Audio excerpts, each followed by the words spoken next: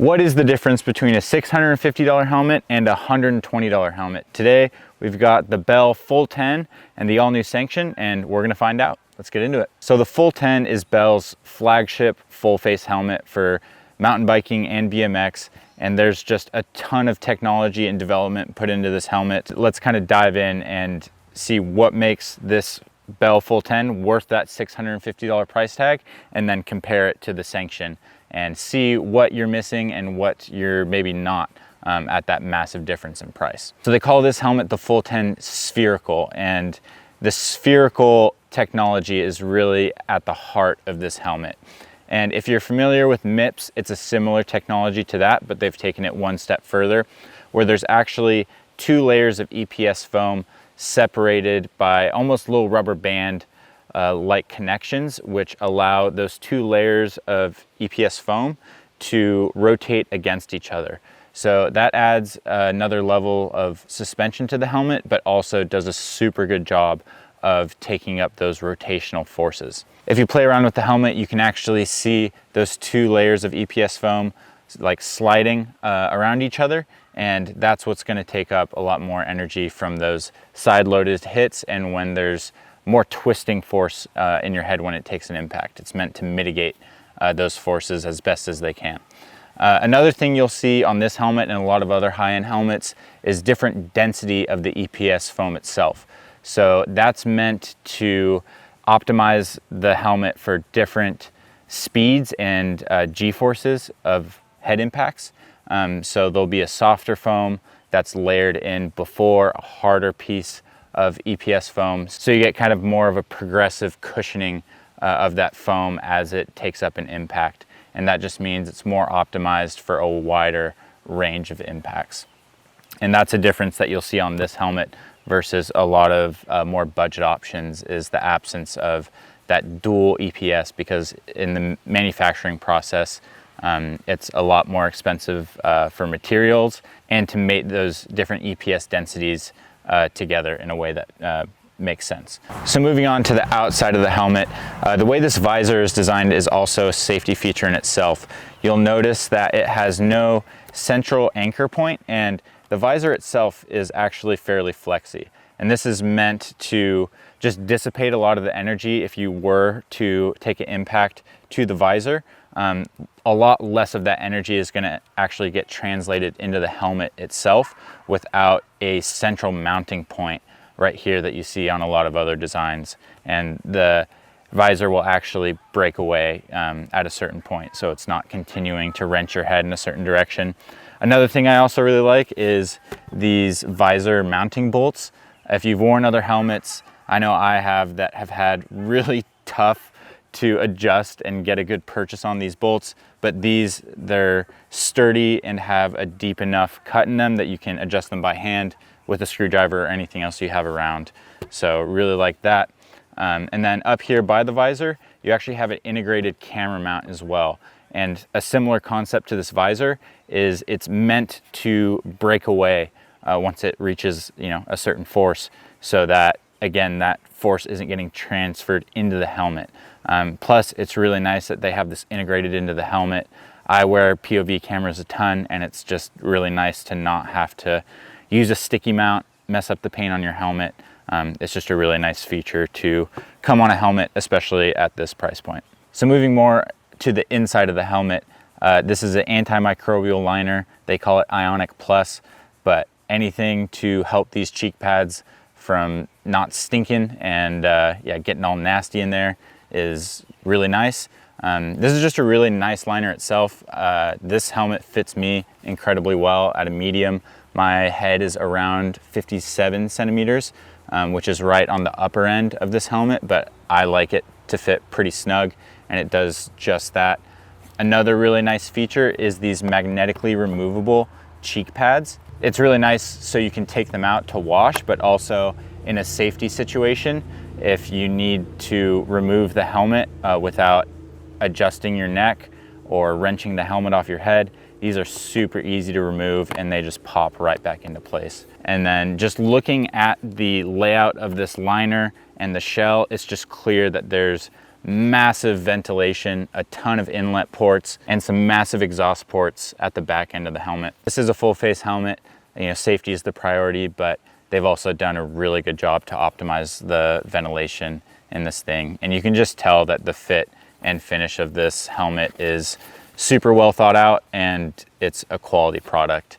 And just for me personally, when I'm going racing and putting my body on the line, there is a level of confidence that comes when you just touch and feel a helmet and you can tell that it's a high quality product, and a lot of time and research and development went into building this helmet, and it just gives you confidence to put that thing on your head and take the risks that you're signing up for when going racing. So I think the last feature that's worth talking about is this magnetic clip to secure this U-buckle, and that's really nice. On other helmets, sometimes they just use a button. There have been times at the top of race runs where, you know, I'm focused and, you know, it's an extra 3 or 4 seconds to get that little button into place to secure it, and this is just one more thing that allows you to focus on what you're doing instead of messing with your helmet. So that's the full 10. It's one of the most expensive helmets on the market right now, but what we just talked about is all the reasons it is so expensive, and there's a lot of features packed into this thing.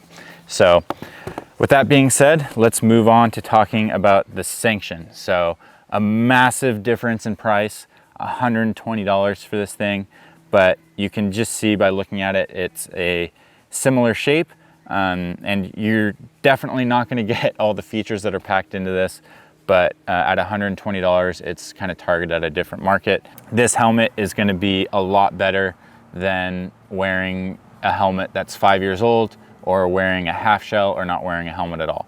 So to start, the same concept with the visor is present on the Sanction as well. So no central locking point, it's fairly flexible, and it is breakaway. So you, again, won't get those forces translated directly into the helmet. The mounting bolts for the visor are also fairly sturdy as well. The cheek pads, while they're not magnetic, they are Velcro, and they remove and slide down super easy. So in an event that you need to get your helmet off and you're worried about your neck and your back, you can still do that really smoothly with this helmet, even though it doesn't have those nice fancy magnets. On the buckle, you just get a standard, you know, clip buckle, but that does a good job of securing the helmet.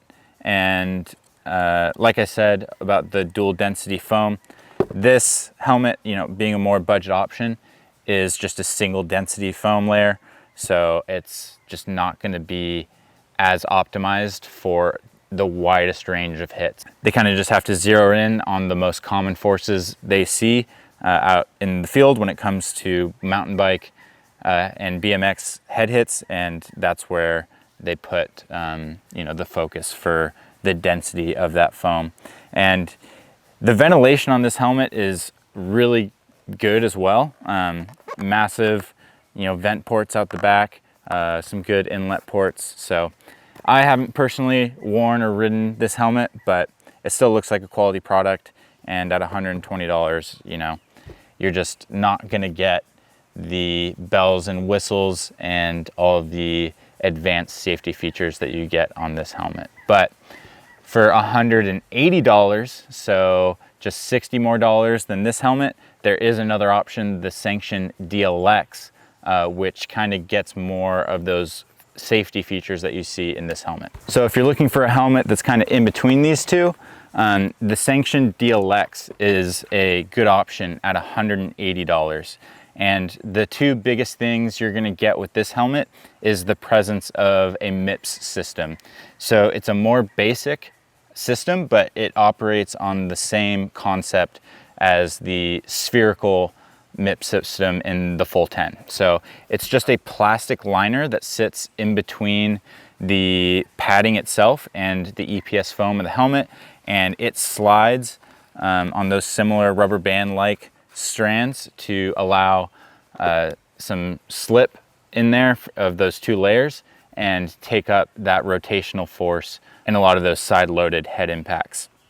So that's a super effective technology. When MIPS came to market, this is similar to what they were running in like all the highest end helmets. So it's nice to have that technology trickle down into a more affordable platform. And then with this helmet, you get the Ionic Plus antimicrobial liner, which is always nice, especially if you're spending a little bit more money. You might be spending more time in this helmet, so keeping those pads stink free is really nice. And then also at the buckle, you get a magnetic fid lock buckle, which is a really nice touch, and again just makes it so you're not messing with that buckle, and it is really secure. So $180, a great option in between these two platforms. You'll also get a few more color options and some signature models at $200. So this is kind of the lineup from Bell. Price is a really hard thing to discuss with helmets, but if you're asking me, I've had a lot of concussions, and my helmet is probably one of the most important pieces of equipment from my bike and everything that I invest in this sport. Like, the helmet is absolutely critical and something I really look at. Like, if I was in a position where I was starting to fiddle with different upgrades on my bike, especially if it's in the realm of different colored pedals or a cool set of wheels, but maybe your wheels you have now are fine and you're riding some old helmet with old technology, I don't know. For me, the choice is obvious. Invest in the helmet. And if you have an incident, you will be forever grateful to have at least put yourself in the best position possible with the best protection possible to give you the best outcome possible. And the bad outcomes are really bad. I've been kind of in a concussion funk for 3 to 4 months, and that's absolutely the worst 3 or 4 months of my life. So I wish that upon nobody. You know, everyone has their budget, but a helmet is definitely a really good investment for your riding and your overall health and longevity in this sport and in life. So that's my 2 cents. To be transparent, Bell did give me this helmet, and then gave me these helmets to kind of explain the differences in between these price ranges, but I was going to buy this helmet regardless. You can take that for what you will. I lost my last helmet sponsor this year, so I was buying helmets with my own money, but I talked to these guys at Sea Otter, and they really wanted to help me out this season with my racing.